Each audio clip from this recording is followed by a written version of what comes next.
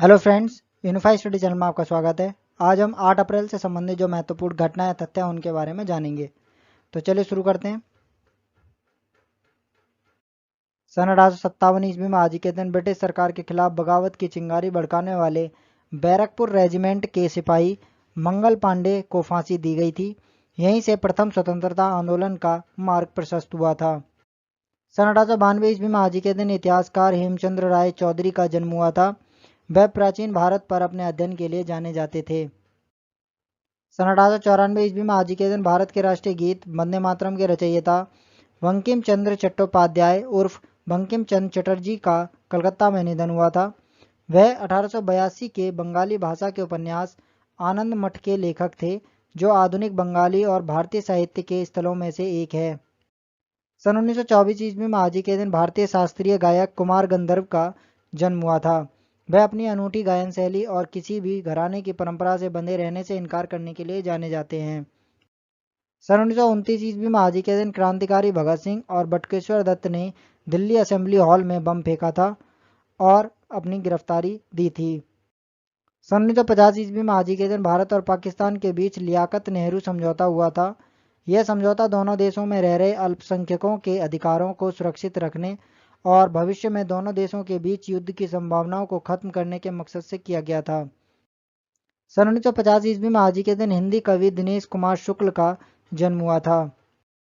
सन 1959 ईस्वी में आज ही के दिन कंप्यूटर इंजीनियरों ने एक नई प्रोग्रामिंग भाषा कोबोल तैयार करने के लिए बैठक की थी।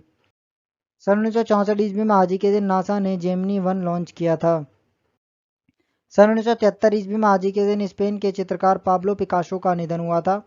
इन्हें 20वीं शताब्दी का सबसे प्रभावी चित्रकार माना जाता है। वह गुएर्निका जैसी पेंटिंग्स और क्यूबिज्म के नाम से जाने जाने वाले कला आंदोलन यानी कि आर्ट मूवमेंट के लिए प्रसिद्ध हैं।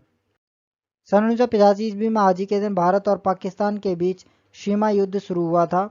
इसे कश्मीर के दूसरे युद्ध के नाम से भी जाना जाता है। सन 1985 ईस्वी में आज ही के दिन भारत ने भोपाल आपदा पर यूनियन कार्बाइड के खिलाफ मुकदमा दायर किया था। सन 1997 ईस्वी में आज ही के दिन माइक्रोसॉफ्ट ने internet explorer 4 beta version launch किया था। सन 2003 ईस्वी में आज ही के दिन अमेरिकी सेना ने सद्दाम हुसैन का पता लगाने के लिए बगदाद में बंकर भेदी बम बरसाए थे, जिसमें अनेक नागरिकों की मृत्यु हुई थी। सन 2008 ईस्वी में आज ही के दिन आंध्र प्रदेश और कर्नाटक की सरकारों ने सिखों को अपने राज्य में अल्पसंख्यक घोषित किया था। सन 2013 ईस्वी में आज ही के दिन ब्रिटेन की पूर्व प्रधानमंत्री मार्गरेट थैचर का लंदन में निधन हुआ था। वह ग्रेट ब्रिटेन ही नहीं किसी भी यूरोपीय देश की पहली महिला प्रधानमंत्री थीं और 20वीं शताब्दी में ब्रिटेन की एकमात्र प्रधानमंत्री थीं जिन्होंने 3 बार लगातार यह पद संभाला था। सन 2021 ईस्वी में आज ही के दिन भारत ने आतंकवाद का मुकाबला करने के लिए संयुक्त राष्ट्र ट्रस्ट फंड में अतिरिक्त $5 लाख का योगदान दिया था।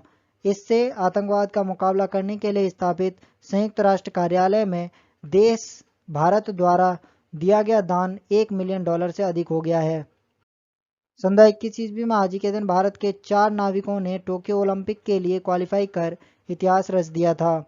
विष्णु सरवनन, नेत्रा कुमानन और गणपति चेंगप्पा तथा वरुण ठक्कर की जोड़ी ने ओमान में चल रहे क्वालिफायर में अपनी जगह बनाई थी। नेत्रा कुमानन ने ओलंपिक के लिए क्वालिफाई करके पहली भारतीय महिला नाविक बनकर इतिहास रचा था।